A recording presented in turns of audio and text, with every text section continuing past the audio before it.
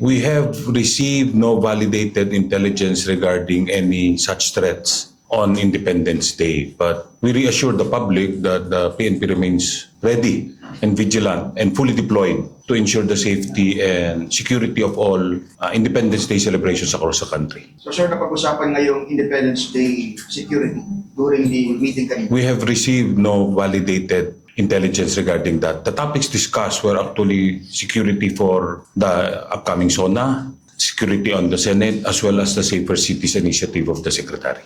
Pero meron bang raw information? Doon magsisimula yun from raw, you have to validate. We have received no validated information regarding that. Magre-raise ba kayo ng heightened alert? We always raise our alert. And again, I will reassure nga na we are always ready and vigilant to handle any threats or any eventuality.